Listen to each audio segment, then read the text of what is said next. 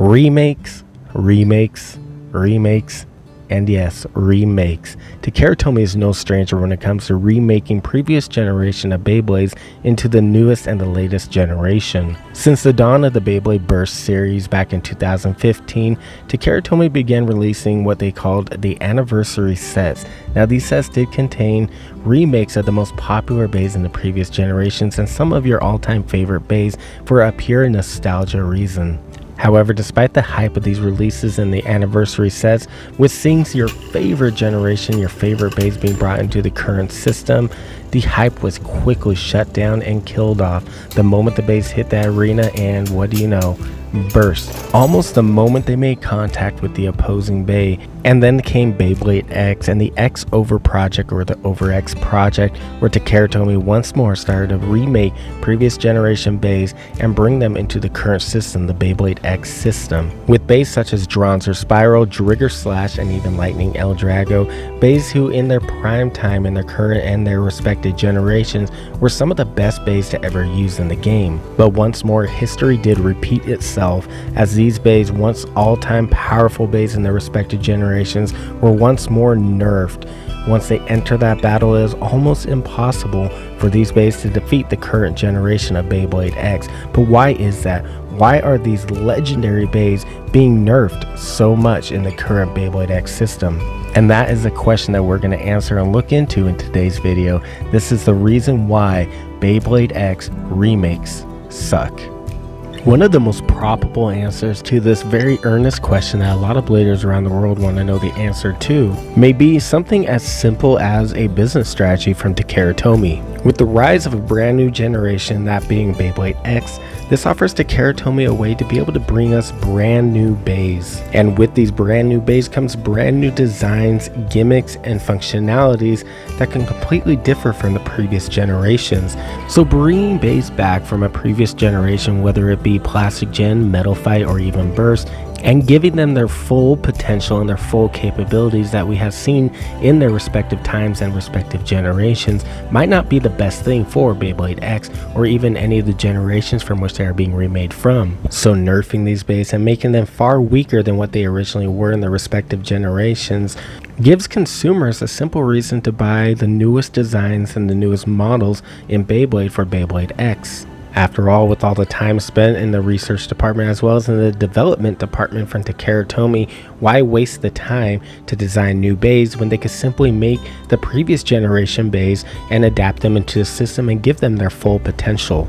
Furthermore, with Beyblade X starting to become more adapted into the sports scene around the world, Takara Tomy wants people to focus more on these brand new designs. So as cool as it is to have our favorite Beys from the past generations brought into the present time to where we can actually use them and actually battle them once more against other Beys, these now classic and iconic Beys, they have already had their time in the spotlight, having their time in tournaments and being reigned as the best Bey in the Plastic Gen, or the best Bey in the Metal Fight, or even the best Bey in the Burst generation. The time now is for Beyblade X, which is why Takara Tomy has more than likely nerfed these Beys to give the new spotlight and let the brand new Beys in Beyblade X have their turn in the spotlight. Now, likely another very probable answer to this very deep question a lot of people want to know the answer to could be simple plot armor. As an author myself who has written a total of 4 books and published 2 of them, plot armor is very essential as the series grows and as characters develop over time. Each generation and each new season, the characters do need to be stronger, better, faster, quicker, or whatever. They need to be better than the previous generations. So having Beyblade X essentially weaker than Beyblade Burst, or even Beyblade Burst being weaker than Metal Fight, and Metal Fight being weaker than the Plastic generation, is a complete opposite to what a good story actually tells. Now you can see this throughout the anniversary sets from the Beyblade Burst series as they brought back the Plastic Gen, and then as they advanced and moved on into bringing back some of the Metal Fight generation, you can see that the characters, that the protagonists in each of those generations, Ginga is a lot stronger than Tyson essentially. And then when you battle them against the respective generation or respective counterpart from the Beyblade Burst, Vault is going to be stronger than Ginga. And now as we adapt and move on into the Beyblade X, it only makes sense to have Common X, Cayman X, Blader X, or whatever you want to say it, to have him be stronger than Vault, Ginga, and even Tyson altogether. Now granted that these stories in these seasons of Beyblade X do not really correlate with Beyblade Burst, and Beyblade Burst doesn't really correlate with Metal Fight or even a Plastic Generation, each of these generations are their own thing, it would still be poor marketing skills and poor management from Takara Tomy's side to have a character that is being developed for the newest generation to be underperforming in comparison to the previous protagonists and the previous characters of the other generations. So having Common X to be completely OP and have his Bey a lot stronger than the upcoming remake of Victory Valkyrie and even Dragoon Storm and even Storm Pegasus, having him being able to outperform them and completely destroy them in battle seems to be the only thing that actually makes any sense. However, one thing that has been taken notice of by many people is the weight and the general performance of Lightning L-Drago, the remake of the legendary L-Drago Bey. Now the Lightning L-Drago remake actually does seem to perform very well and it can actually compete against a lot of the other Beys. However, it is still nerfed severely when it comes to its actual performance from back in the day, from back in the Metal Fight generation. Now despite it being able to actually perform very well and actually take a lot of wins when it comes to any of the Beyblade X battles, the Lightning L-Drago Bey is probably a Bey that you will never see in a competitive tournament, and beyond that, a Bey that actually wins a tournament. However, the general performance of Lightning L-Drago for me personally does give hope to the upcoming releases of the brand new anniversary set out to release in April of 2025 with Victory Valkyrie, Dragoon Storm, Storm Pegasus, and allegedly an updated and a brand new mold for the legendary Drawn Sword Bey.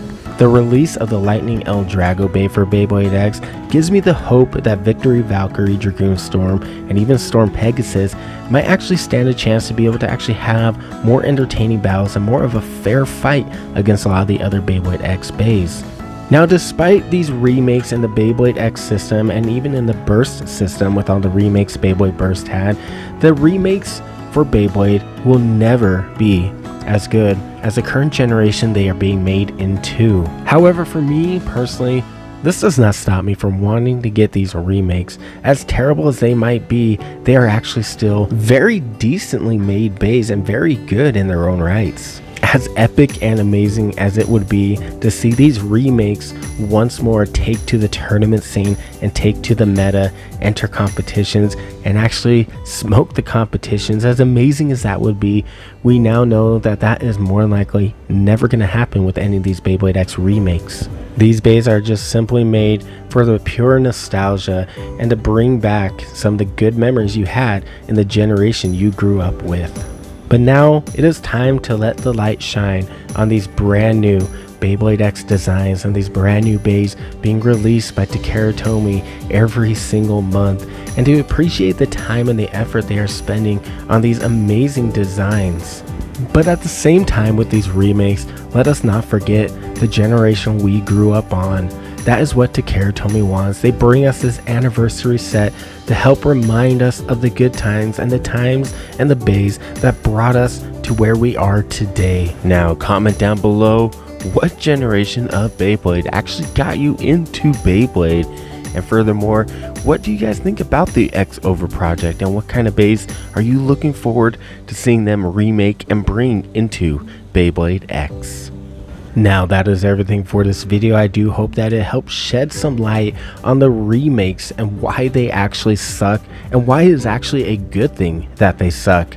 Now stay tuned, we do have more Beyblade X content coming to LeftSpinBeys, and furthermore we have the Battle Arena, now officially known as the LeftSpinBeys Battle League, making a comeback. So make sure you turn on those bell notifications and stay updated on my channel so you can see your favorite Beytuber here on YouTube or even TikTok go up against each other to test their knowledge in Beyblade X and put up their best combos against each other for a grand prize that will be announced this coming Saturday.